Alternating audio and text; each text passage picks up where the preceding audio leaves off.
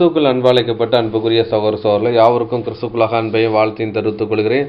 தேவன் தாமே கிருபையா தந்த நாளுக்காக நன்றியோடு சொத்திருக்கிறேன். நம்மளுடைய யூடியூப் சேனலை ஃபாலோ பண்ணுற சகோதர சகோதரர்களுக்கு அன்பின் நல்வாழ்த்துக்கள். அன்புக்குரிய சகோதர சகோதரர்களே, இன்றைக்கி என்ன பாடம் பார்க்க போகிறோன்னு பார்த்தீங்கன்னா, வேதாமக எண்களும் அதன் அர்த்தங்களும் என்ற தலைப்பின் கீழே இந்த வேதவசனத்தை தியானிக்க போகிறோம். கவுண்ட் டவுன் நம்பர் மாதிரி ஒவ்வொரு நம்பராக அடித்தப்பறம் இன்றைக்கி பார்க்க போகிறோம். இன்றைக்கி 1 to 7 நம்பர்ஸுக்குள்ளே காரியங்களை பார்க்க போகிறோம். நம்பர்ஸ் அந்த நம்பருடைய அர்த்தங்கள் எதை வெளிப்படுத்துதுங்கிற விஷயத்தை நம்ம பார்க்க போகிறோம். அது வேத வசனத்தோடு ஒப்பிட்டு நம்ம பார்க்க போகிறோம்னு பார்க்கும். நம்பர் 1 நம்பர் எதை வெளிப்படுத்துது, இந்த வேதத்துக்கு இசைவான காரியங்களை ஒப்பிட்டு நிச்சயம்லாம் பார்க்கலாம், படிச்சிடலாம். நம்பர் 1 பிதாவாகிய தேவனை இதை அடையாளப்படுத்தணும் என்று பார்க்கிறோம்.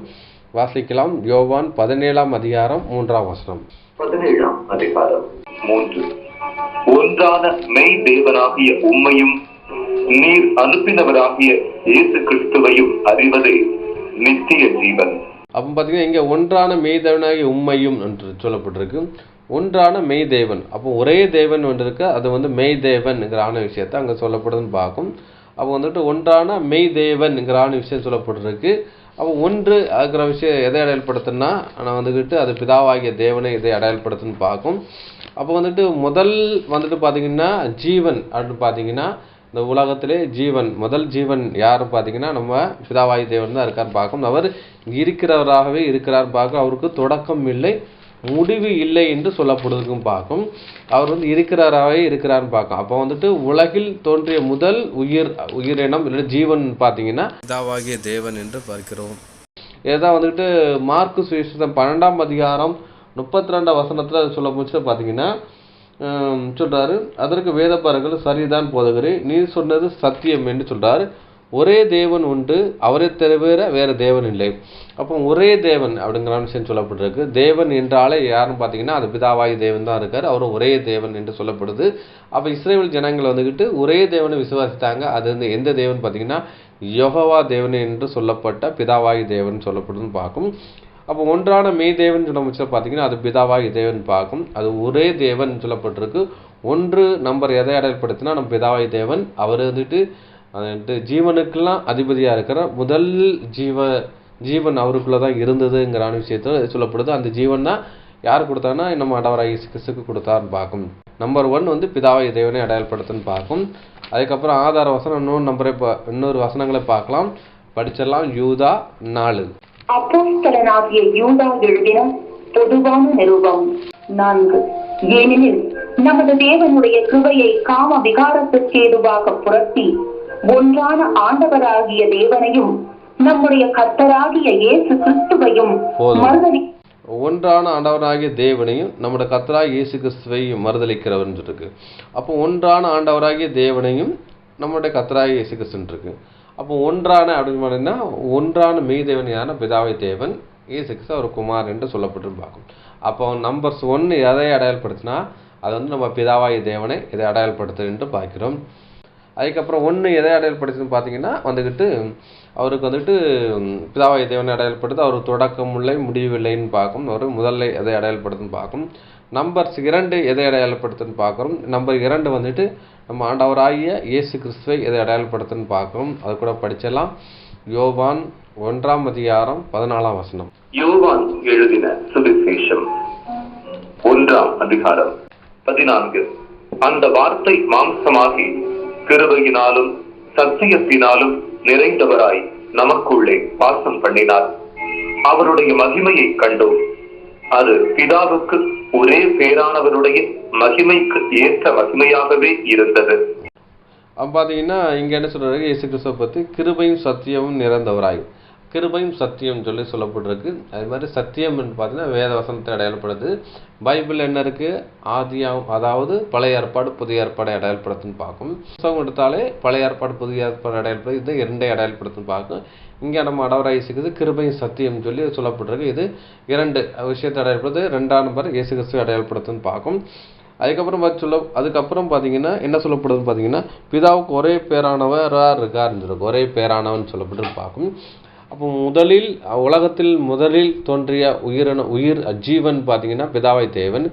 ரெண்டாவது தோன்றியது யார் பார்த்தீங்கன்னா நம்ம ஆண்டவராய் இயேசு கிறிஸ்துன்னு பார்க்கும். அப்போது ஜீவன் ரெண்டாவது தோன்றிய ஜீவன் யார் பார்த்தா நம்ம ஆண்டவராய் இயேசு கிறிஸ்து. இவரை கொண்டு தான் உலகங்களை உண்டாக்கினார். இவரை கொண்டு தான் அண்ட சராசரங்களை உருவாக்கினார், தூதர்களை உண்டாக்கினான்னு பார்க்கும். அப்போ சிருஷ்டிப்பின் முதல் பேரான அவர் தான் பார்க்கும். அப்போ முதல்ல பிதாவாய் தேவன், ரெண்டாவது ஜீவன் இருக்குது. அந்த ஜீவன் யாருக்கு கொடுத்தா தனக்கு குமாரனுக்கு கொடுத்ததான் பார்க்கும். அப்போ இரண்டாவது ஜீவன் யாருக்கு வந்ததுன்னா நம்ம ஆண்டவராய் இயேசு கிறிஸ்து வந்துட்டு பார்க்கும். அதுதான் இரண்டுன்னு சொல்லி அடையாளப்படுத்துன்னு பார்க்கும். அப்போ இரண்டு நம்ம ஆண்டவராய் இயேசு கிறிஸ்துவை இதை அடையாளப்படுத்துன்னு பார்க்கும். படிக்கலாம் ஒரு வசனத்தை. எபிரேயர் 1ஆம் அதிகாரம் 6ஆம் வசனம். எபிரேயருக்கு எழுதின நிருபம் 1ஆம் அதிகாரம் 6. மேலும் தமது முதற் பேரானவரை உலகத்தில் பிரவேசிக்க செய்த போது தேவதூதர் யாவரும் அவரை தொழுது கொள்ள கடவர்கள் என்றார். அப்போ இயேசு கிறிஸ்துவை சொல்ல முடிச்சுன்னா முதற் பேரானவன் அப்படின்னா அவர் சிருஷ்டிப்பில் முதற் பேரானவன் யார் பார்த்தீங்கன்னா நம்ம ஆண்டவராய் இயேசு கிறிஸ்து தான் பார்க்கும். அவர் தான் அந்த கிட்ட பிதாவாய் தேவனை சிருஷ்டித்தது முதல் அவரை தான், முடிவும் அவர் தான், வேற யாரையுமே சிருஷ்டிக்கலான்னு பார்க்கும். இயேசு கிறிஸ்துவ கொண்டு தான் எல்லாத்தையும் சிருஷ்டித்தாருங்கிறான்னு விஷயம் சொல்லப்படுதுன்னு பார்க்கும். அப்போ இரண்டு நம்பர் யாரை அடையாளப்படுத்தினா நம்ம ஆண்டவராய் இயேசு கிறிஸ்துவை அடையாளப்படுத்துன்னு பார்க்கும். படிக்கலாம். வெளிப்படுத்தல் 1ஆம் அதிகாரம் 8ஆம் வசனம். திவ்ய வாசகனாகிய யோவானுக்கு வெளிப்படுத்தின விசேஷம் 1ஆம் அதிகாரம் 8. இருக்கிறவரும் இருந்தவரும் வருகிறவருமாகிய சர்வ வல்லமையுள்ள கர்த்தர், நான் அல்பாவும் ஒமேகாவும் ஆதியும் அந்தமுமாய் இருக்கிறேன் என்று திருவுளப்பற்றுகிறார்.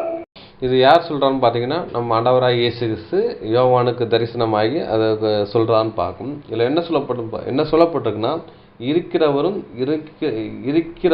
இருந்தவரும் வருகிறமாயிராண்டு. இப்போ இருக்கிறவன் பார்த்தீங்கன்னா பிதாவை தேவனிடத்தில் ஆதியிலிருந்து அவர் இருக்கிறார், உலகம் தோற்றத்துக்கு முன்னாடியே இருக்கிறான்னு பார்க்கும். இருக்கிறவர் இருந்தவரும் அப்படின்னா இப்போவும் என்ன செய்கிறார் பார்த்தீங்கன்னா பிதாவின் வலது பாரத்தில் இருக்கிறார். வருகிறமாயே அப்படின்றது இனி இரண்டாம் வருகையில் வர்ற அந்த விஷயத்தை அடையாளப்படுத்துன்னு பார்க்கும். சர்வ உள்ள கர்த்தர், அப்போ கர்த்தருங்கிறான விஷயத்தை இங்கே சொல்லப்படுதுன்னு பார்க்கும். நான் அல்பாவும் ஒமேகாவும் சொல்லிட்டு ஆதி அந்தமா இருக்கிறேன். அப்போ அல்பாவும் ஒமேகாவும் சொல்லி பார்த்தீங்கன்னா இது பார்த்தீங்கன்னா இது ஒரு கிரேக்கர் லெட்டர்னு பார்க்கும். அப்போ அல்பாங்கிறது பார்த்தீங்கன்னா கிரேக்கத்தில் ஹைன்னு போட்டிருக்கு, ஹைன்னு போட்டிருக்கு, அதுக்கு முதன்மை என்ற அர்த்தம் பார்க்கும்.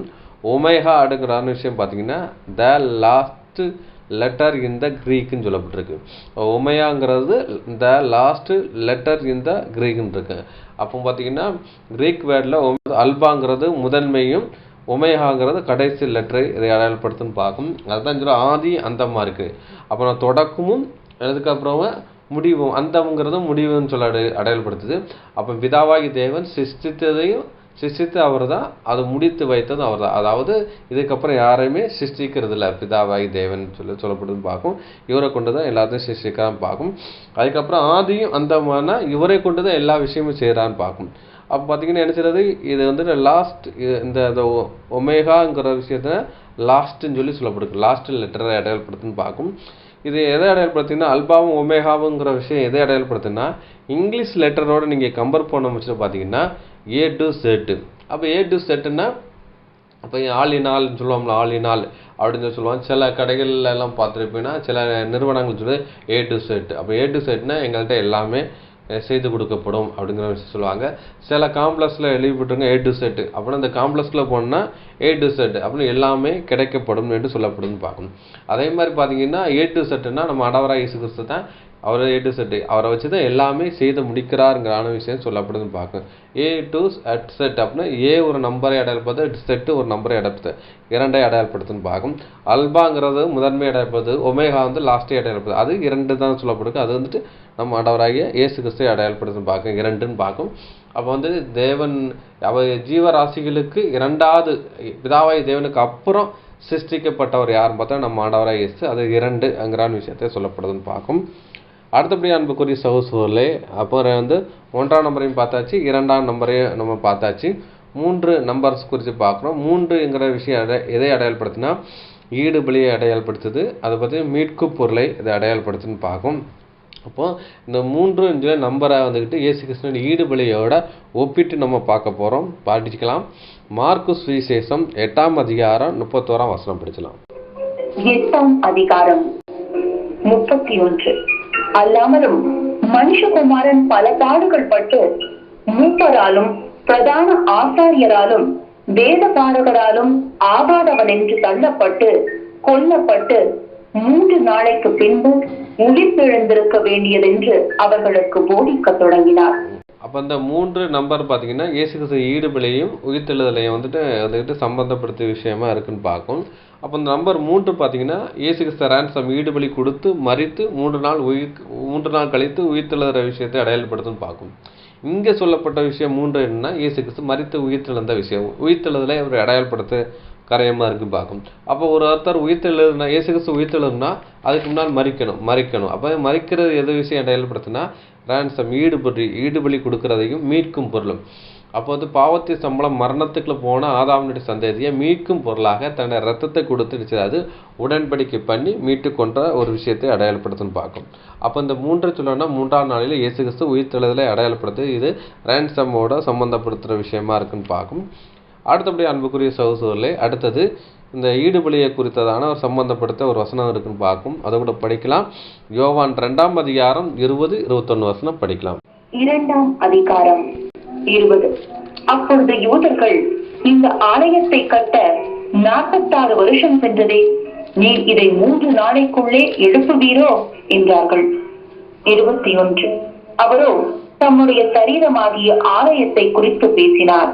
அப்போ இயேசு கிறிஸ்து வந்துக்கிட்டு என்ன பண்ணுறாருன்னா அங்கே இருந்ததான ஒரு ஆலயம் இருக்குது. அந்த ஆலயம் பார்த்தீங்கன்னா ஏரோதின் ஆலயம் சொல்லப்படுது. அப்போ ரோமர் காலத்தில் கட்டப்பட்ட அந்த ஆலயம் பார்க்கும். இந்த ஆலயம் வந்து சீரமைக்கப்பட்டு கட்டப்பட்டது. இது வந்துட்டு சாலமோன் ஆலயத்தை வந்துட்டு என்ன பண்ணுறாங்கன்னா ஆல்ட்ரு பண்ணி விஷயம் போடுறாங்க. இது வந்து 46 வருஷம் ஆகிருக்குன்னு பார்க்கும். அதே மாதிரி பார்த்தீங்கன்னா அங்கே ஏன்னா அந்த சாலமோன் ஆலயம் கட்டுறதுக்கு 7 வருஷம் ஆச்சுன்னு பார்க்கும். அப்போ பார்த்தீங்கன்னா இந்த ஆலயம் சொல்கிறாரு, இந்த ஆலயத்தை எடுத்து போடுங்க 3 நாள் எழுப்புவேன்னு இருக்கிறாரு. இந்த ஆலயத்தை கட்ட 46 ஆண்டுகள் இருந்துச்சு, எப்படி கேட்டுவீங்க அப்படின்னு சொல்லி கேட்க முடியல. அவர் தான் சரீரமான ஆலயத்தை குறித்து சொன்னார்னு சொல்லி பின்னாடி சொல்லப்பட்டிருக்கு. அதுக்கப்புறம் என்ன பண்ணுறாங்கன்னா உயிர்த்தெழுதலை குறித்து உயிர்த்தெழுந்ததுக்கு அப்புறம் அவங்க நினச்சதாங்க அதை அண்டர்ஸ்டாண்ட் பண்ணுறாங்க பார்க்கும். அவர் வந்து சரீரமான ஆலயத்தை குறித்து இப்படி பேசியிருக்காருன்னு சொல்லி சொல்லப்பட்டிருப்பாக்கும். இப்போ வந்துட்டு அந்த ஆலயத்தை குறித்து சொன்னார், இந்த ஆலயத்தை எடுத்து போடுங்க 3 நாள் கழித்து எழுப்புன்னு சொன்னார். இயேசு கிறிஸ்து உயிர்த்தெழுதலை குறித்து அவங்க சொன்னான்னு பார்க்கும். அந்த 3ங்கிற நம்பரை இங்கே அடையாளப்படுத்துன்னு பார்க்கும். அடுத்தபடியாக அன்புக்குரிய சகோதரர்களே படிக்கலாம். மார்க்கு சுவிசேஷம் 15ஆம் அதிகாரம் 25ஆம் வசனம் படி. 15ஆம் அதிகாரம் 25. அவரை சிலுவையில் அறைந்த போது 3ஆம் மணி வேளையாய் இருந்தது. அப்போ இயேசு கிறிஸ்துவ அறையும் போச்சுல பார்த்தீங்கன்னா அது வந்து 3ஆம் மணி வேலையாக இருந்ததுங்கிற விஷயம் சொல்லப்படுதுன்னு பார்க்கும். இது வந்துக்கிட்டு யூதர்கள் வந்துட்டு என்ன பண்ணுவோம் பார்த்தீங்கன்னா ஒரு நாளின் துவக்கம் காலையில் நாளின் துவக்கத்தை பார்த்தீங்கன்னா அது 1ங்கிற விஷயத்துலேருந்து ஆரம்பிப்பாங்க. 1ஆம் மணி வேலை 6 to 7 1, 7 to 8 2ன்னு சொல்லி 8 to 9 3ஆம் மணி வேலைன்னு சொல்லி எதுவும் சொல்லுவாங்கன்னு பார்க்கும். அதன் அடிப்படையில் நம்ம ஒரு பாஷையில் சொன்னோம்னா காலையில் 9 மணி, அவங்க ஒரு டைமிங் வர பார்த்தீங்கன்னா அது வந்துட்டு காலை 3ஆம் மணி வேலைன்னு சொல்லப்பட்டுன்னு பார்க்கும். நமக்கு 9ஆம் மணி வேலைன்னு சொல்லப்பட்டிருக்கு. அதே மாதிரி பார்த்தீங்கன்னா அவங்களுக்கு யூதருடைய அந்த கிளாக்கிங் படி அவங்களுடைய நேர கணக்கும் படி இயேசு கிறிஸ்து எப்போ மரித்தான்னு பார்த்தீங்கன்னா 6ஆம் மணி வேலைன்னு சொல்லப்படுது. அது நம்மளுடைய காலக்கணக்கும் படி பார்த்தீங்கன்னா அந்த கால நேர சூழ்நிலை படி பார்த்தீங்கன்னா 3 மணின்னு பார்க்கும். அப்போ பார்த்தீங்கன்னா யூதருடைய கணக்கும்படியும் 3 மணி இயேசு கிறிஸ்துவனுடைய மரணத்தை சம்பவிக்கு அப்படின்னு பார்க்கும். அதே மாதிரி புறஜாதியுடைய நம்மளுடைய அந்த நேர கணக்குப்படி பார்த்தீங்கன்னா இயேசு கிறிஸ்து எப்போ மரித்தான்னு பார்த்தீங்கன்னா 3 மணின்னு பார்க்கும். அப்போ யூதருடைய கணக்கும்படி 3ஆம் மணி வேலைங்கிறது இயேசு கிறிஸ்து சிலுவையில் அறையிற ரேன்சம் ஈடுபலியை அடையாளப்படுத்துன்னு பார்க்கும். இது இயேசு கிறிஸ்து ஈடுபலியை மீட்கும் பொருள் யாருன்னா மனித குலத்தை மீட்கிறதுக்காக செய்கிற விஷயத்தை அடையாளப்படுத்துது. அப்போ யூதருக்கு 9 மணிங்கிறது யூதருடைய 3ஆம் மணி வேலைங்கிறது புறஜாதியாக நம்மளுக்கு 9 மணின்னு பார்க்கும். அது யூதருடைய வந்துட்டு 6ஆம் மணி வேலை இயேசு கிறிஸ்து வந்துட்டு 6ஆம் மணி வேலையை உயிர் நீக்கிறான்னு பார்க்கும். 6 மணி வரை இந்த வந்து சிலுவையில் தொங்குற விஷயத்தை இடையப்படுத்துது. அது வந்து 6000 வருஷம் மனித குலம் வந்துட்டு என்ன செய்த பாவத்தில் இருக்கிற விஷயத்தை இடையப்படுத்து அதை மீட்கும் பொருளாக அவர் செய்தார். அதான் உலகத்தின் பாவங்களை சுமந்து தேய்க்கிற தேவ ஆட்டுக்குட்டின்னு சொல்கிறாங்க பார்க்கும். அப்போ ஆதாம் முதல் அதுக்கப்புறம் பார்த்தீங்கன்னா லைவ் 6000 வருஷம் முடிவில் இருக்கிற ஜனங்களை என்ன பண்ணுவார் பார்த்தீங்கன்னா இயேசு கிறிஸ்து உயிர்த்தல் ராஜ்யத்துக்குள்ள கொண்டு வர ராஜ்யங்கிறது ஒரு வாய்ப்புகளை கொண்டு வந்து அவங்கள சத்தியத்தை கொண்டு வரான்னு பார்க்கும். அப்போ 3ஆம் மணி வேலைங்கிறது இயேசு கிறிஸ்து ரேன்சம் ஈடுபடியை இதை அடையாளப்படுத்துன்னு பார்க்கும். அதுக்கப்புறம் பார்த்தீங்கன்னா இயேசு கிறிஸ்துக்கு 3 ஆணிகள் அடிக்கப்பட்டதுன்னு பார்க்கும். கைகள் 2, கால்கள் ஒரு ஆணி அடிக்கப்பட்டு அது 3 ஆணிகள் பார்க்கும். இந்த 3 இயேசு கிறிஸ்து ரேன்சம் ஈடுபடியை இதை அடையாளப்படுத்துன்னு பார்க்கும். அடுத்தபடியாக அன்புக்குரிய சகோதரர்களே படிச்சிடலாம். இயேசு கிறிஸ்து ரத்தத்தினால தான் மீட்புங்கிறான விஷயம் சொல்லப்படுதுன்னு பார்க்கும். படிச்சலாம். கொலோசியர் 1ஆம் அதிகாரம் 14ஆம் வசனம். அப்போஸ்தலனாகிய பவுல் கொலோசையருக்கு எழுதின நிருபம் 1ஆம் அதிகாரம் 14. குமாரனாகிய அவருக்குள் அவருடைய இரத்தத்தினாலே பாவ மன்னிப்பாகிய மீட்பு நமக்கு உண்டாயிருக்கிறது. பார்த்தீங்கன்னா இந்த கொலோசியர் 1:16 குமாரனாகிய அப்படின்னு சொல்லிட்டு பிராக்கெட் போட்டிருக்கு. அந்த குமாரனாகிய யாருன்னா பிதாவுக்கு குமாரனாகிய இயேசு கிறிஸ்துன்னு சொல்லப்பட்டு குமாரனாகியன்னு சொல்லி அவருக்குள் அவருடைய இரத்தத்தினால பாவ மன்னிப்பாகிய மீட்பு நமக்குள் உண்டாயிருக்கு. அப்போ இயேசு கிறிஸ்துனுடைய ரேன்சம் ஈடுபடினால நமக்கு என்ன உண்டாயிருக்குன்னு பார்த்தீங்கன்னா அதாவது ஒரு மீட்பு உண்டாயிருக்கு. அப்போ மீட்புங்கிறது மீட்கும் பொருளை அடையாளப்படுத்துன்னு பார்க்கும். படிச்சிடலாம். 1 தீமோத்தேயு 2ஆம் அதிகாரம் 6ஆம் 2ஆம் அதிகாரம் 6. எல்லாரையும் மீட்கும் பொருளாக தம்மை ஒப்புக் கொடுத்த மனுஷனாகிய கிறிஸ்து இயேசு அவரை. இதற்குரிய சாட்சி ஏற்ற காலங்களில் விளங்கி வருகிறது. அப்போ எல்லாரையும் மீட்கும் பொருளாக தம்மை ஒப்பு கொடுத்த மனுஷனாகிய இயேசு கிறிஸ்து. இப்போ இயேசு கிறிஸ்து வந்து மனுஷ சரீரம் எடுத்து தான் நினைச்சாரு இயேசு கிறிஸ்து ரேன்சம் ஈடுபலியே செலுத்திருக்கான்னு பார்க்கும்.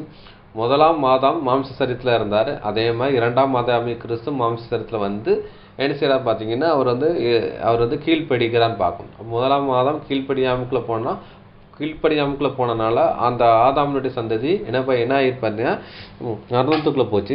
2ஆம் மாதம் கிறிஸ்துக்குள்ளே வந்தவர்கள் வந்து ஜீவனுக்குள்ளே போகிற விஷயத்தை அடையாளப்படுத்த பார்க்கும். அப்போ 2ஆம் மாதம் கிறிஸ்து மூலமாக நமக்கு மீட்கும் பொருள் பார்க்கும். ஈடுபலி மூலம் நமக்கு மீட்க பொருள் வரும்னு பார்க்கும்.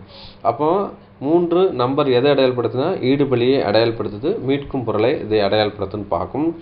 அடுத்தபடியாக அன்புக்குரிய சகோதரர்களை படிச்சிடலாம். நம்பர் 4. அப்போ நம்பர் 4 வந்து எதை அடையாளப்படுத்தணும்னு பார்த்தீங்கன்னா பாடுகள் எல்லாத்தையும் நியாய தீர்ப்பை எதை அடையாளப்படுத்துன்னு பார்க்கும். படிச்சிடலாம். யாத்ராகமம் 20ஆம் அதிகாரம் 5ஆம் வசனம். 20ஆம் அதிகாரம் 5. நீ அவைகளை நமஸ்கரிக்கவும் சேவிக்கவும் வேண்டாம்.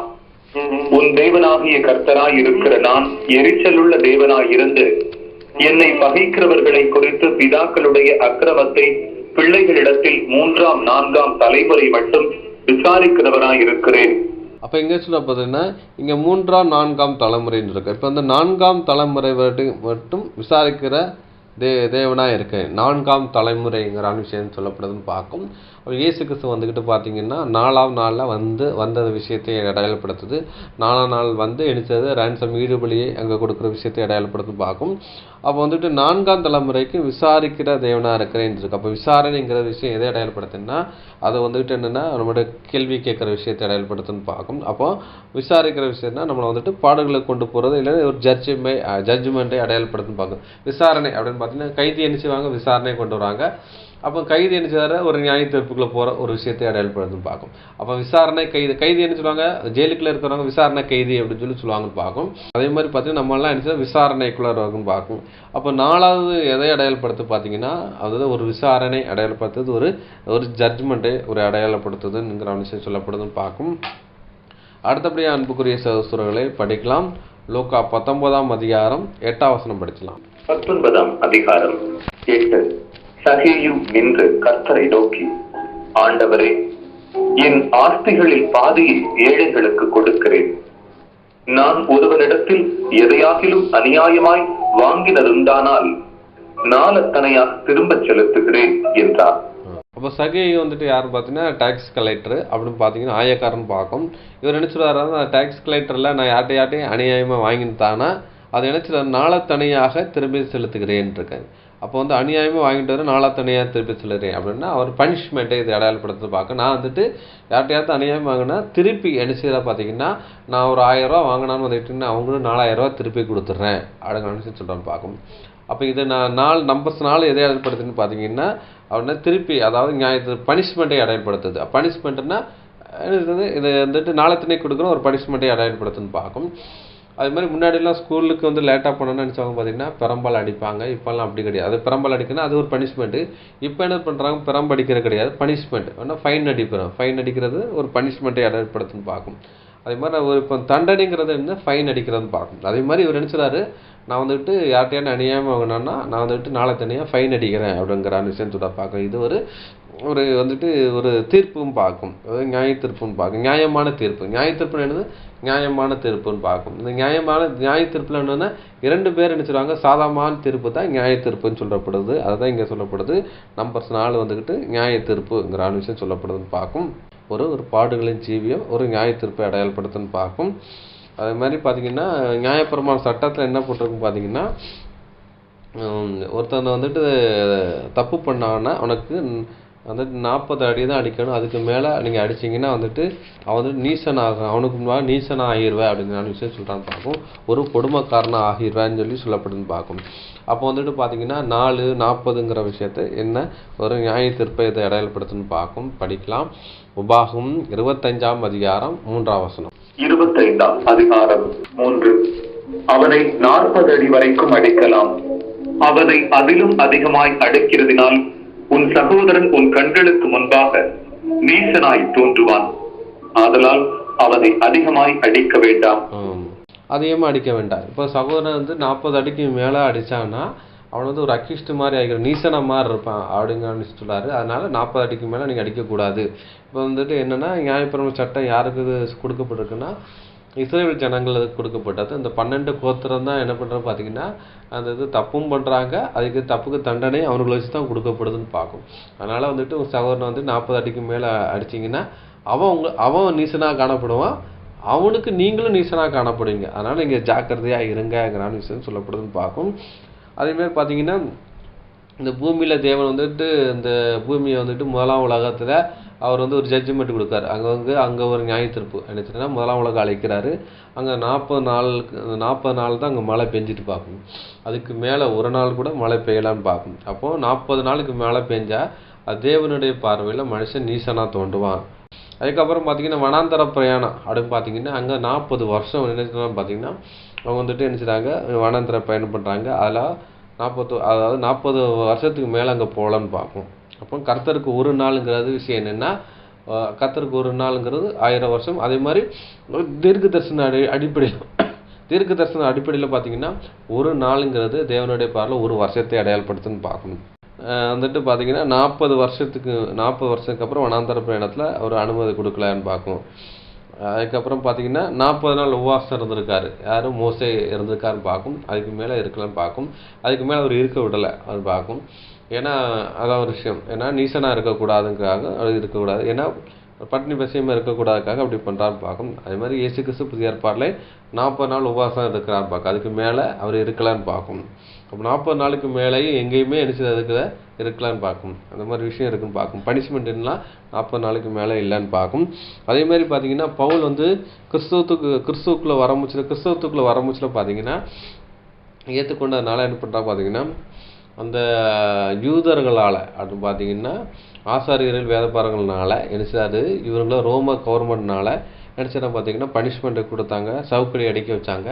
அவங்க என்ன பண்ணுறாங்க பார்த்தீங்கன்னா 40 அடிக்கு மேலே அடிக்கக்கூடாதுக்காக என்ன பண்ணுறாங்க பார்த்தீங்கன்னா 39 அடி அடிச்சுட்டு நிப்பாட்டிட்டு அதுக்கப்புறம் பார்த்தீங்கன்னா மறுபடியும் அடிச்சுறாங்க, திருப்பி அடிச்சுறாங்க, அதை அடிக்கிறாங்கன்னு பார்க்கும். 5 முறை அடித்தது அடிக்கப்பட்டேங்கிற விஷயம் அதை சொல்கிறான்னு பார்க்கும். நமக்கு 200 அடிக்கு 5 அடி குறையா நினைச்சா அடிக்கப்பட்டிருக்காருங்கிற விஷயம் சொல்லப்படுதுன்னு பார்க்கும். அது கூட படிக்கலாம். 2 கொரிந்தியர் 11ஆம் அதிகாரம் 24ஆம் வசனம். 11ஆம் அதிகாரம் 24. யூதர்களால் ஒன்று குறைய 40 அடியாக 5 தரம் அடிபட்டேன். அப்போ யூதர்களால் என்ன பண்ணுற பார்த்தீங்கன்னா 5 முறை அடித்தது அடிக்கப்பட்டேன் அங்கிற விஷயம் சொல்லப்படுதுன்னு பார்க்கும். அப்போ வந்துட்டு 40 அடிக்கு அடித்தா நீசனாகிறதுக்காக 39 அடி வரை நிப்பாட்டிட்டு அதே மாதிரி 5 தடவை அடிச்சிருக்காங்க. கிட்டத்தட்ட வந்துட்டு பார்த்தீங்கன்னா 195 அடிகள் அவங்க வாங்கியிருக்காருங்கிற விஷயம் சொல்லப்படுதுன்னு பார்க்கும். அதனால் அன்புக்குரிய சகோதரர்களே, நம்பர் 4ங்கிற விஷயம் எதை அடையாளப்படுத்துன்னு பார்த்தீங்கன்னா பாடுகள், அது ஒரு நியாய தீர்ப்பு, ஒரு பனிஷ்மெண்ட்டை இதை ஒரு அடையாளப்படுத்துன்னு பார்க்கும். அடுத்தபடியாக அன்புக்குரிய சகோதரர்களே படிக்கலாம். நம்பர்ஸ் 5ன்னு பார்க்கும். அந்த 5 எதை அடையாளப்படுத்துன்னு பார்த்தீங்கன்னா புதிய சிருஷ்டிங்கிறதை அடையாளப்படுத்துன்னு பார்க்கும். புதிய சிருஷ்டின்னா மீட்கும் பொருளை அதை அடையாளப்படுத்துன்னு பார்க்கும். மீட்பு அப்படின்னா புதிய சிருஷ்டினா ஒரு புதிய சிருஷ்டியாக உருவாக்குற ஒரு விஷயத்தை அடையாளப்படுத்துன்னு பார்க்கும். அப்போ பார்த்துக்கிட்டு புதிய சிருஷ்டியாக மாறினா இயேசு கிறிஸ்து ரத்தத்தினால தான் புதிய சிருஷ்டியாக மாற்ற முடியும் பார்க்கும். அதே மாதிரி பார்த்தீங்கன்னா பழைய ஏற்பாட்டில் பார்த்தீங்கன்னா வந்துக்கிட்டு மீட்கும் பொருள் பார்த்தீங்கன்னா வந்துக்கிட்டு 5 சைக்கிள் படி என்ன மீட்கணும் அப்படிங்கிற விஷயம் சொல்லப்படுது பார்க்கும். அவ வந்துட்டு படிக்கலாம். என்னாகமும் 18ஆம் அதிகாரம் 16ஆம் வசனம். 18ஆம் அதிகாரம் 16. மீட்க வேண்டியவைகள் 1 மாதத்திற்குள் மேற்பட்டதானால் உன் மதிப்புக்கு இசைய பரிசுத்த ஸ்தலத்தின் சேக்கல் கணக்கின்படி 5 சேக்கல் பணத்தாலே அவைகளை மீட்க வேண்டும். 1 சேக்கல் 20 கேரா.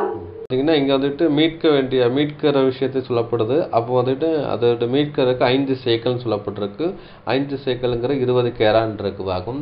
அந்த 22ங்கிற விஷயத்தை என்ன சத்தியத்தை அடையாளப்படுத்துது. இந்த 22 விஷயம் நம்ம ஆண்டவராகிய இயேசு கிறிஸ்து அடையாளப்படுத்தும் பார்க்கும். அப்போ வந்து மீட்க வேண்டும் என்றால் யார் மூலமாக மீட்கணும்னா இயேசு கிறிஸ்து மூலமாக தான் மீட்க வேண்டும். இப்போ 5 சேக்கல் பணம்ங்கிற விஷயத்தை 5ங்கிற விஷயத்தை இடைன்னா புதிய சிருஷ்டியாக மாறனா இயேசு கிறிஸ்து ரான்சம் ஈடுபலியானால் மாற முடியும்னு பார்க்கும். நம்பர் 5 வந்துக்கிட்டு புதிய சிருஷ்டி அடையாளப்படுத்துன்னு பார்க்கும். அதுக்கப்புறம் பார்த்தீங்கன்னா படிக்கலாம். மத்தேயு சுவிசேஷம் 25ஆம் அதிகாரம் 2ஆம் வசனம். இதில் என்ன போட்டிருக்கு பார்த்தீங்கன்னா 5 புத்தியுள்ள கன்னிகைங்கிற விஷயம் சொல்லப்பட்டிருக்கும். மத்தேயு 25:2. 2. அவர்களில் 5 பேர் புத்தி உள்ளவர்களும் 5 பேர் புத்தி இல்லாதவர்களுமாய் இருந்தார்கள்.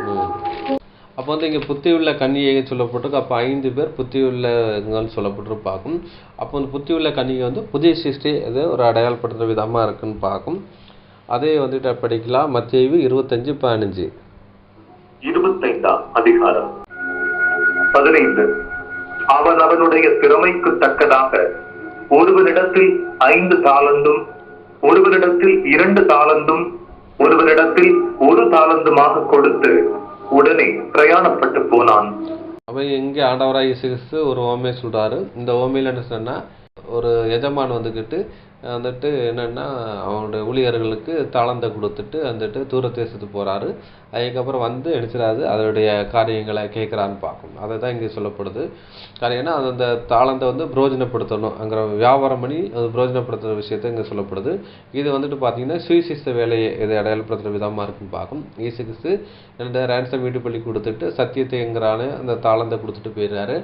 இப்போ வந்து நம்மகிட்ட கணக்கு கேட்பார். அந்த அடையாளத்துக்காக சொல்லப்பட்ட இந்த ஓமைன்னு பார்க்கும்.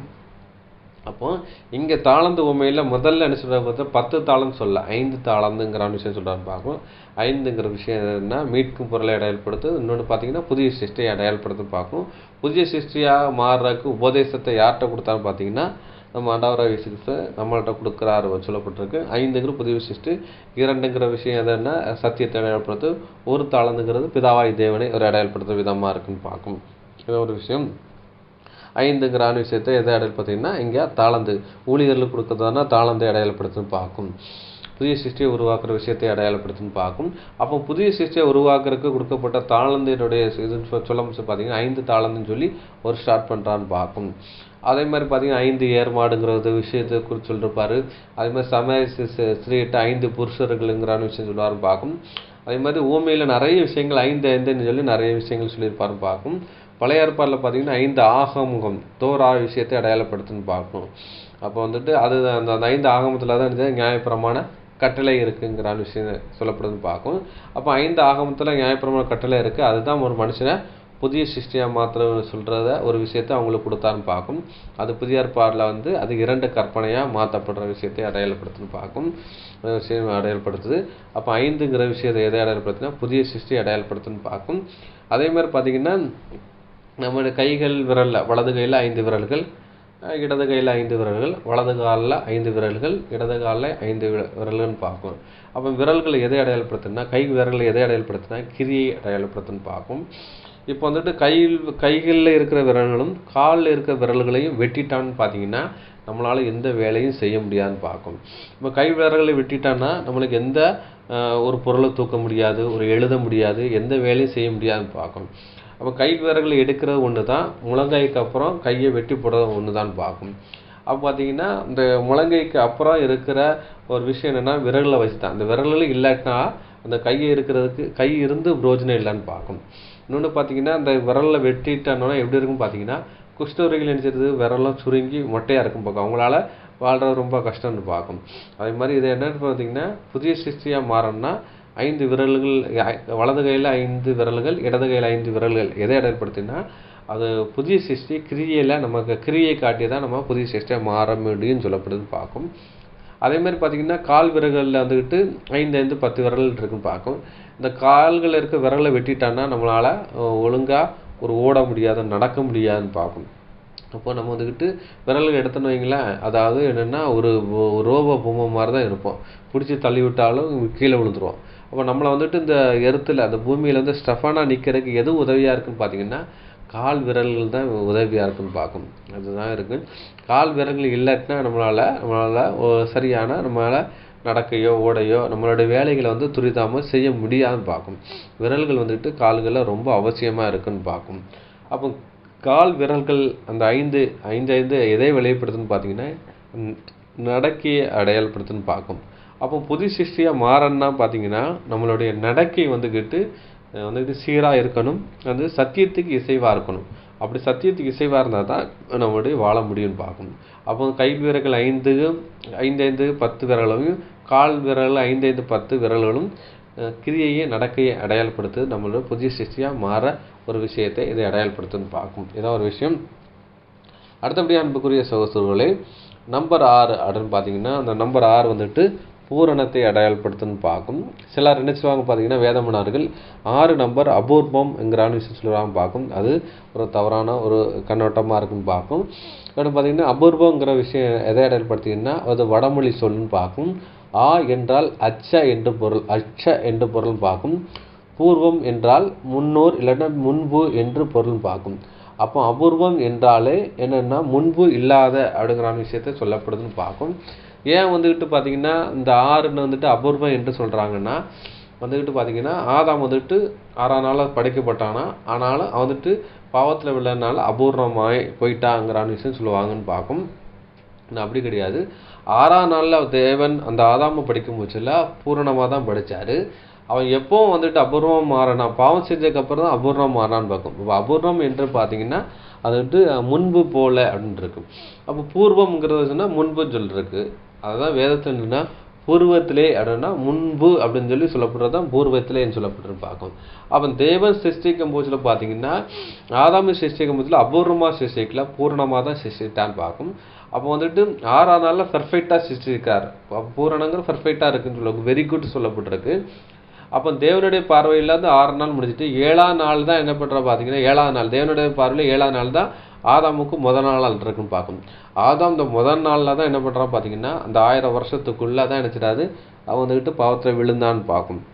அப்போ நீங்கள் வந்துட்டு அபூர்வங்கிறத விஷயத்த நீங்கள் எங்கேயோ கம்பேர் பண்ண முடியாதுன்னு பார்க்கும். அப்போ தேவனோட பார்வை 7ஆம் நாளில் தான் இவன் வந்துட்டு பாவத்தில் விழாதல்றான்னு பார்க்கும். அது ஆதாமுக்கு முதல் நாளாக அங்கே இருக்குன்ட்டு இருக்கும். அப்போ 6ங்கிறது ஒரு பூரணத்தை அடையாளப்படுத்துன்னு பார்க்கும். அதை கூட நம்ம படிக்கலாம். ஆதியாகமம் 1ஆம் அதிகாரம் 31ஆம் வசனம். ஆதியாகமம் 1ஆம் அதிகாரம் 31. அப்பொழுது தேவன் தாம் உண்டாக்கின எல்லாவற்றையும் பார்த்தார், அது மிகவும் நன்றாயிருந்தது. சாயங்காலமும் விடியற்காலமுமாகி 6ஆம் நாளாயிற்று. அந்த 6 நாள் சிருஷ்டித்த விஷயத்தை அடையாளப்படுத்துன்னு பார்க்கும். அப்போ நம்பர்ஸ் வந்துட்டு 6ங்கிற விஷயம் எதை அடையாளப்படுத்தினா முதலாம் நாள்லேருந்து 6ஆம் நாள் வரைக்கும் இந்த உலகத்தை சிருஷ்டி எல்லாமே பர்ஃபெக்ட் வெரி குட் இதை அடையாளப்படுத்துன்னு பார்க்கும். இந்த 6ஆம் நாளில் தான் யாரை படைத்தார்னா ஆதாமையும் படைத்தார், ஜீவ மிருகங்களையும் படைத்தார்னு பார்க்கும். அப்போ வந்துட்டு என்ன அது வந்து பூரணத்தை அடையாளப்படுத்துது, அபூர்வங்கிறான விஷயம் சொல்லப்படாதுன்னு பார்க்கும். அதை நினைச்சது என்னது, அப்பொழுது தேவன் தாம் உண்டாக்கின எல்லாவற்றையும் பார்த்தா மிகவும் நன்றாக இருந்தது. ஆங்கிலத்தை படிச்சிங்கன்னா வெரி குட்னு தான் போட்டிருக்கோம். வெரி குட்டுங்கிறது அது வந்துட்டு கரெக்டு 100% அப்படின்னு சொல்லி சொல்லப்பட்டுன்னு பார்க்கும். அதே மாதிரி பார்த்திங்கன்னா ஸ்கூலில் வந்துட்டு ரேங்க் கார்டு கொடுப்பாங்க. அதில் வந்து 100 எல்லாத்துலேயும் 100 மதிப்பெண் எடுத்திருக்கான். அதில் வந்துட்டு ஃபஸ்ட்டு மார்க் கொடுத்துருக்காங்க. அதோடைய கிரேடை கொடுத்து ஆசிரியர் என்ன சொல்லியிருக்காங்கன்னா வெரி குட்பா. வெரி குட்னா எல்லாத்துலையும் பர்ஃபெக்டாக இருக்கான்னு அர்த்தம். சில நேரத்தில் பார்த்தீங்கன்னா ஏதாவது சப்ஜெக்டில் வந்துட்டு ரொம்ப குறைஞ்சதுன்னா சுமார், நன்று அப்படின்னு தான் சொல்லுவாங்க. ஆனால் இங்கே இந்த வெரி குட்டுங்கிறதுனா 100% அவன் வந்துட்டு நல்லா எழுதுறதான வெரி குட்டுங்கிறதான ஒரு பேர் வரும்னு பார்ப்போம். அதே மாதிரி இந்த 6 நாள் சிருஷ்டிப்புங்கிறது வெரி குட்னா எல்லாம் பர்ஃபெக்ட் பூரணத்தை அடையாளப்படுத்துன்னு பார்க்கும். அப்போ வந்து 6ங்கிறது பூரணத்தை அடையாளப்படுத்துன்னு பார்க்கும். இன்னொரு வசனம் கூட படிக்கலாம். யாத்ராகமும் 16ஆம் அதிகாரம் 29ஆம் வசனம். 16ஆம் அதிகாரம் 29. பாருங்கள், கர்த்தர் உங்களுக்கு ஓய்வு நாளை அருளினபடியால் அவர் உங்களுக்கு 6ஆம் நாளில் 2 நாளுக்கு வேண்டிய ஆகாரத்தை கொடுக்கிறார். 7ஆம் நாளில் உங்களில் ஒருவரும் தன் ஸ்தானத்திலிருந்து புறப்படாமல் அவனவன் தன் ஸ்தானத்திலே இருக்க வேண்டும் என்றார்.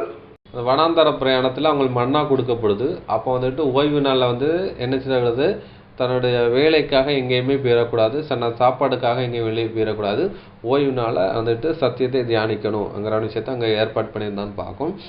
அப்போ வந்து ஓய்வு நாள் 7ஆம் நாளுக்குரிய ஆகாரத்தை என்ன பண்ணுறா பார்த்தீங்கன்னா 6ஆம் நாளில் ரெட்டிப்பாக கொடுத்துருக்காருன்னு பார்க்கும். எப்படி என்றால், ஒரு எஜமான் சொல்கிறார், இன்றைக்கி வேலை செய்யுங்க, உங்களுக்கு ஒரு நாளைக்கு 1000 ரூபா சம்பளம்னா இன்னைக்கு வேலை பார்த்து டபுள் சம்பளம் தாரான்னு சொன்னோன்னா அவனுக்கு என்ன இருக்கும், அந்த லேபருக்கு ரொம்ப சந்தோஷமாக இருக்கும். அப்படி தானே? அதே மாதிரி பார்த்தீங்கன்னா இந்த இஸ்ரேல் ஜனங்களுக்கு அதாவது 7ஆம் நாள் கொடுக்க வேண்டிய அந்த ஆகாரத்தை 6ஆம் நாளில் கொடுத்துட்றாங்க. அதனால் வந்துட்டு 7ஆம் நாளுங்கிறது அவங்களுக்கு லீவுன்னு பார்க்கும். எப்படி என்றால் ஸ்கூல் படிக்கிற பிள்ளைகளுக்கு என்னைக்கு தான் லீவுங்கிறத செக் பண்ணும். ஏன்னா அது லீவு நாள் தான் அதுக்கு சந்தோஷம் பார்க்கும். சனிக்கிழமை லீவுனா அவங்களுக்கு ரொம்ப சந்தோஷம். அதே மாதிரி வேலை செய்கிறவங்களுக்கு ஞாயிற்றுக்கிழமை லீவுனா அவருக்கு ரொம்ப சந்தோஷம் பார்க்கும். அதே மாதிரி இங்கே வந்துட்டு பார்த்திங்கன்னா 6ஆம் நாளில் வந்துக்கிட்ட ரெட்டிப்பான ஆசீர்வாதம், 7ஆம் நாள் லீவு நாள். அதனால் பார்த்திங்கன்னா 6ஆம் நாளில் பார்த்திங்கன்னா அவங்க ஒரு சந்தோஷமாக இருக்காங்க. ஏன்னா டபுள் அவங்களுக்கு கிடைக்குதுன்னு பார்க்கும். அதே விஷயத்தை அடையாளப்படுத்து. அப்போ 6ங்கிறது அது ஒரு பூரணத்தையே அடையாளப்படுத்து, ஒரு பர்ஃபெக்டை ஒரு அடையாளப்படுத்தி பார்க்கும். அது பூரணம்ங்கிறது மீன் என்னென்னா பர்ஃபெக்ட் என்ன வெரி குட் எதை அடையாளப்படுத்தினா ஒரு சந்தோஷத்தை ஒரு அடையாளப்படுத்துகிற விதமாக இருக்கும் பார்க்கும். அதுக்கப்புறம் பார்த்தீங்கன்னா படிக்கலாம். லேவியாகமும் 25ஆம் அதிகாரம் 3, அதுக்கப்புறம் 21 வசனம் படிக்கலாம். 25ஆம் அதிகாரம் 3. 6 வருஷம் உன் வயலை விதைத்து உன் திராட்சை தோட்டத்தை கிளை கழித்து அதன் பலனை சேர்ப்பாயாக. 21.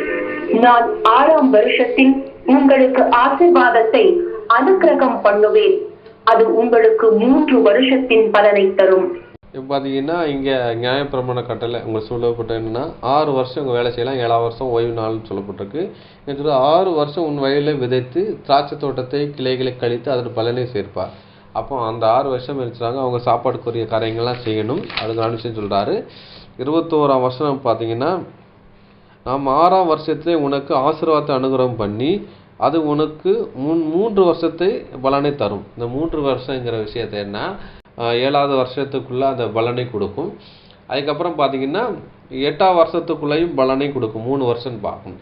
ஏன்னா ஒரு வருஷத்தில் என்னென்னா அந்த 7ஆம் நாளில் வந்து விதைக்கிறது இல்லை, அறுக்கிறது இல்லை.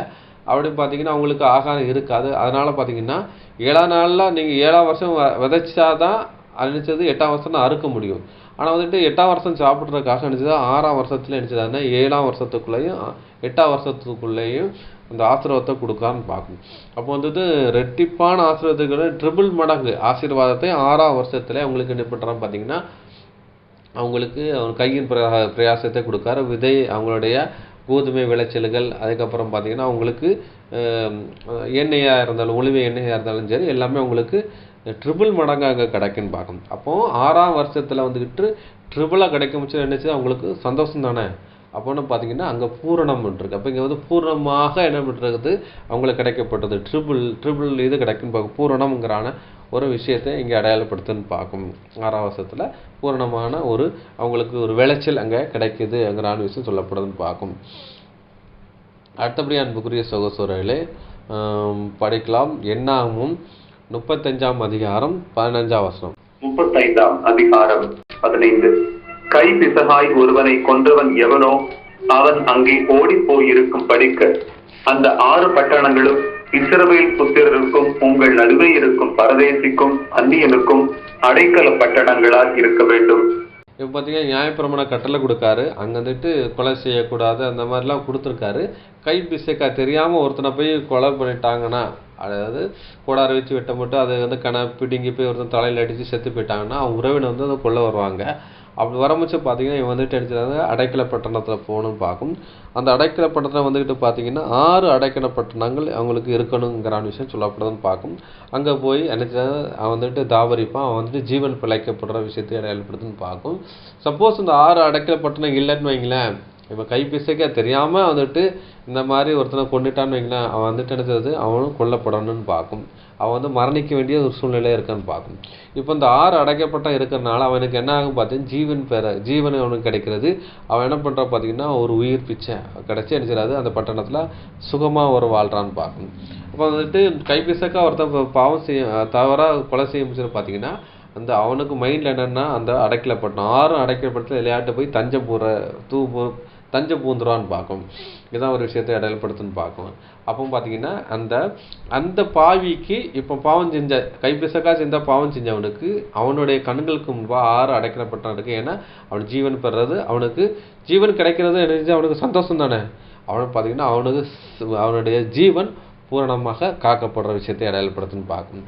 6 அடைக்கல பகன்னா அவனுக்கு ஜீவனை பாதுகாக்கிறது, அவனுக்கு பூரணம் அப்படின்னா அவனுக்கு நினைச்சது உயிர் தப்பிச்சைங்கிறான ஒரு சந்தோஷத்தை அவனுக்கு கொடுக்கும் பார்க்கும். அதே ஒரு அடையாளப்படுத்துன்னு பார்க்கும். அடுத்தபடி அன்புக்குரிய சகோதரர்களே, நம்பர் 7ங்கிற விஷயத்தை எதை அடையாளப்படுத்தினா பரிபூர்ணத்தை அடையாளப்படுத்துன்னு பார்க்கும்.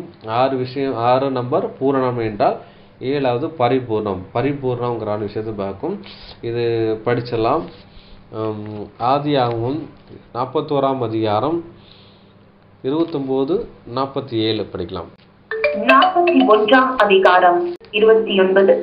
எகிப்து தேசமெங்கும் பரிபூரணமான விளைவு உண்டாயிருக்கும் 7 வருஷம் வரும். 47. பரிபூரணமுள்ள 7 வருஷங்களிலும் பூமி மிகுதியான பலனை கொடுத்தது.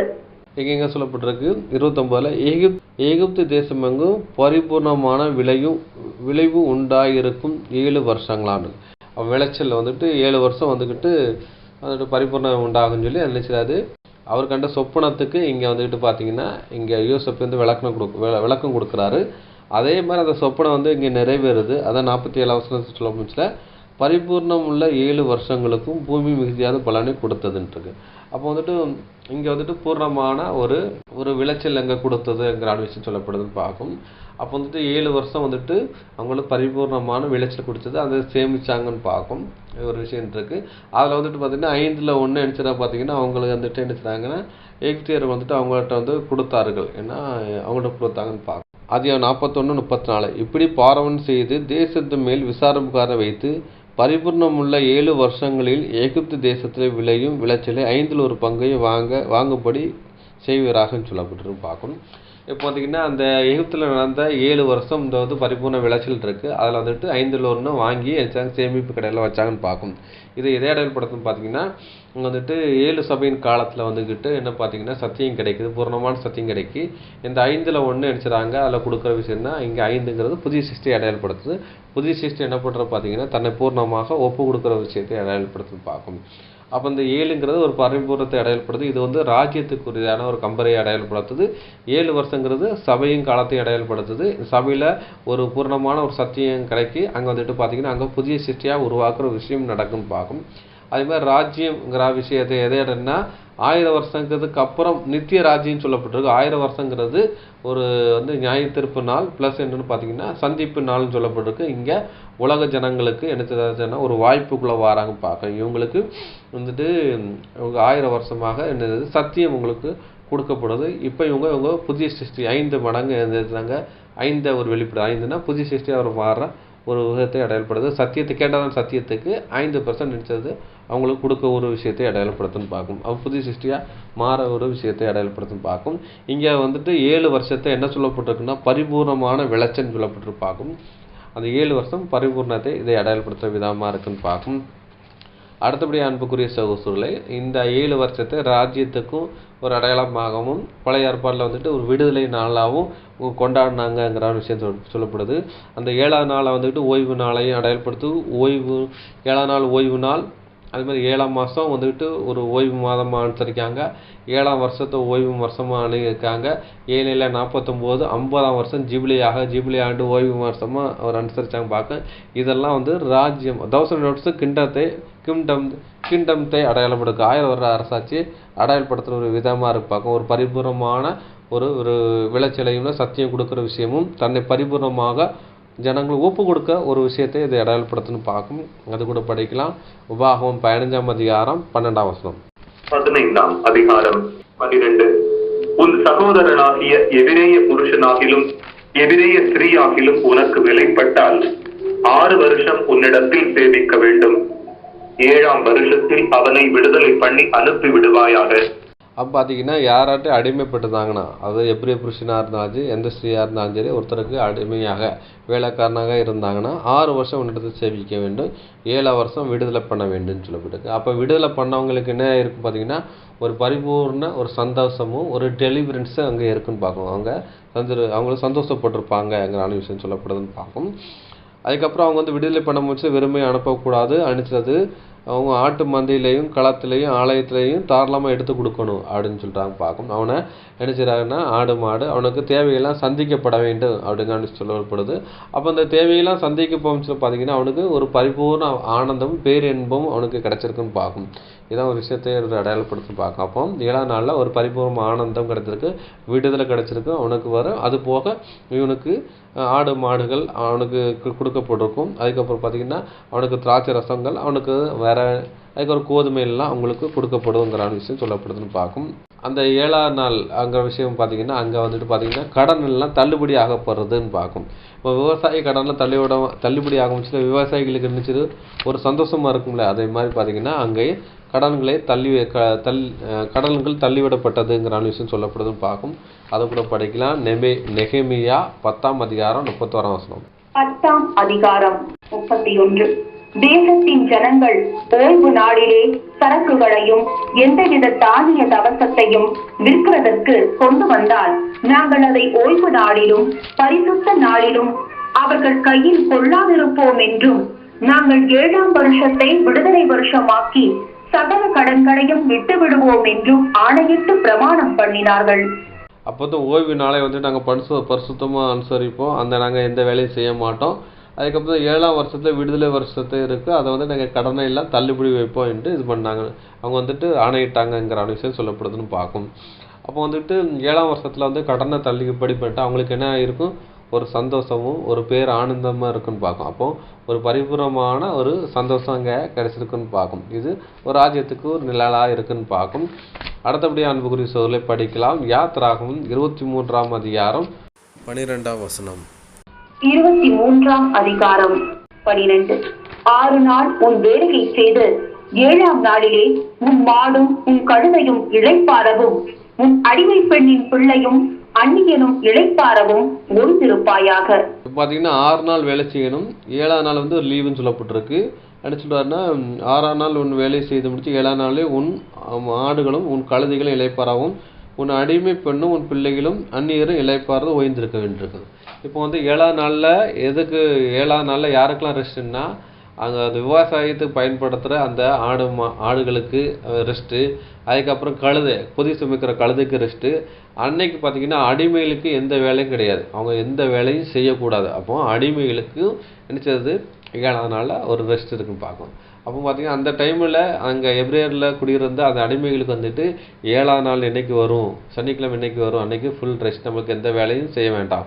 அப்போ 6 நாளில் வந்துட்டு இங்கே அதிகமான ஒரு பலுவுகளை வந்து சுமந்தாலும் கூட 7ஆம் நாள் அடிமை பெண்களுக்கும் அடிமைகளுக்கும் ஒரு என்ன செய்யணும், ஒரு ரெஸ்டிங் பீரியடு. அதே மாதிரி அந்த அவங்க விவசாயத்தை பயன்படுத்தல அந்த ஆடு மாடுகள் ப்ளஸ் வந்துட்டு கழுதைகளுக்கும் கூட அங்கே ரெஸ்ட் பார்க்கும். தொழுவத்தில் ஒரு ரெஸ்டிங் பீரியடில் இருக்குன்னு பார்க்கும்.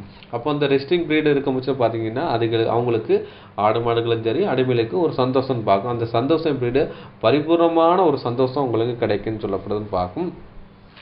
இந்த ஓய்வு நாள் எதற்கு நிலாட்டமாக இருக்கும் பார்த்தீங்கன்னா, ராஜ்யத்துக்கு ஒரு நிலாட்டமாக இருக்குங்கிற விஷயம் சொல்லப்படுது பார்க்கும். படிக்கலாம். எபிரேயர் 4ஆம் அதிகாரம் 4ஆம் வசனம். 4ஆம் அதிகாரம் 4. மேலும் தேவன் தம்முடைய கிரியைகளை எல்லாம் முடித்து 7ஆம் நாளிலே ஓய்ந்திருந்தார் என்று 7ஆம் நாளை குறித்து ஓரிடத்தில் சொல்லியிருக்கிறார். அப்போ இந்த 7ஆம் நாளுங்கிறது விஷயம் எதுன்னா ஒரு ஓய்ந்திருந்த ஒரு விஷயத்தை அடையாளப்படுத்துது. அது வந்துக்கிட்டு ராஜ்யத்துக்கு கம்பேர் பண்ணி இங்கே என்ன செய்றாரு அப்போஸ்தலன் பவுல் வந்துக்கிட்டு என்ன செய்றாரு சொல்கிறான்னு பார்க்கும். அதே மாதிரி இளைப்பாறுதல் காலம் இனி வருகிறபடினாலுங்கிற விஷயத்தை அங்கே வந்து அப்போஸ்தலன் பவுல் வந்துக்கிட்டு மேற்கோள் காட்டி அங்கே சொல்லியிருப்பாருன்னு பார்க்கணும். அதே மாதிரி பார்த்தீங்கன்னா இங்கே என்ன பண்ணுறோன்னா பேதுரும் கூட அதை ஒரு விஷயமா சொல்கிறான்னு பார்க்கும். அதை கூட படிக்கலாம். 2 பேதுரு 1ஆம் அதிகாரம் 11ஆம் வசனம். அப்போஸ்தலனாகிய பேதுரு எழுதின பொதுவான 2ஆம் நிருபம் 1ஆம் அதிகாரம் 11. இவ்விதமாய் நம்முடைய கர்த்தரும் இரட்சகருமாகிய இயேசு கிறிஸ்துவினுடைய நித்திய ராஜ்யத்துக்குட்படும் பிரவேசம் உங்களுக்கு பரிபூரணமாய் அளிக்கப்படும். அப்போ இந்த நித்திய ராஜ்யம் சொல்லப்பட்டது எதுன்னு பார்த்தீங்கன்னா 1000 வருடத்துக்கு அப்புறம் சொல்லப்பட்ட விஷயம்னா நித்திய ராஜ்யம் சொல்லப்படுதுன்னு பார்க்கும். அப்போ 1000 வருட அரசாட்சியில் உலக ஜனங்களும் புதிய சிருஷ்டியாக உருவாக்குறாங்க. அது போக சபை என்ன சொல்ல பார்த்தீங்கன்னா அங்கே வந்துட்டு நித்திய ராஜ்யத்துக்குள்ளே இருக்கான்னு பார்க்க. சபை வந்துட்டு ஏற்கனவே வீட்டிலுக்கு குவாலிஃபைட் ஆகிறது. அந்த ராஜ்யத்துக்கு உட்பிரவிக்கிற ஸ்லாக்கியத்தை பெறுதுன்னு பார்க்கும். இங்கே இந்த 7 சபை காலத்தில் வந்துட்டு அவங்க ஒரு குவாலிஃபைடுக்குள்ளே வந்துடுறாங்கன்னு பார்க்கும். அதுக்கப்புறம் வந்து இது 7ஆம் நாள் சொல்லப்பட்ட அந்த ராஜ்யத்துலையும் என்ன உலக ஜனங்க என்ன பண்ணுறா பார்த்தீங்கன்னா நித்திய ராஜ்யம்னா எவர்லாஸ்டிங் அழிவில்லாததுக்குள்ளே போயிடறான்னு பார்க்கும். அதான் என்ன சொல்ல பார்த்தீங்கன்னா நித்திய ராஜ்யத்துக்கு உட்படும் பிரவேசம் உங்களுக்கு பரிபூர்ணமாக அளிக்கப்பட்டிருக்கு. அப்போ வந்துட்டு நித்திய ராஜ்யத்துக்குள்ளே போகிறவங்களுக்கு வந்து பரிபூர்ணமான ஒரு விஷயம் பரிபூர்ணமாக அளிக்கப்பட்டிருக்குன்னா இங்கே வந்துட்டு எதை சொல்லப்பட்டிருன்னு பார்த்தீங்கன்னா இங்கே வந்துட்டு ஒரு பரிபூர்ணமான ஒரு ஆனந்தத்தை அடையாளப்படுத்துன்னு பார்க்கும். ஒரு பரிபூர்ணமான ஒரு சந்தோஷத்தை அடையாளப்படுத்துன்னு பார்க்கும். வந்துட்டு என்ன பூர்ணம் கிடையாது, பரிபூர்ணம்ங்கிற விஷயம்னா எந்த விதத்துலையும் நம்மளுக்கு இதயத்தில் வந்துட்டு ஒரு சின்ன ஒரு தேவை கூட அங்கே வந்துட்டு நமக்கு வராதுன்னு பார்க்கும். எல்லா தேவையும் அவருடைய ராஜ்யத்தில் என்னத்தில் பூர்த்தி செய்யப்படும். அதுதான் பரிபூர்ணமான ஒரு விஷயத்தை இங்கே அடையாளப்படுத்துன்னு பார்க்கும். இதான் ஒரு விஷயம். இன்றைக்கி என்ன பாடம் பார்த்தோம் பார்த்தீங்கன்னா வேதாகம எண்களும் அதனுடைய அர்த்தங்கள் என்ற தலைப்பின் கீழே அனுப்பிச்சது நம்ம வந்து பார்த்து முடிச்சிருக்கோம். வந்துட்டு 1 to 7 வசனங்கள் வரைக்கும் பார்த்து முடிச்சிருக்கோம். மீதியான காரியங்களை வந்துட்டு அடுத்த பாடத்தில் வந்து பார்த்து முடிக்கலாம் பார்க்கும். இவ்வளோ நேரம் பொறுமையோட கேட்டவங்களை தேவன் தாமே ஆசீர்வதிப்பாராக. ஆமென்.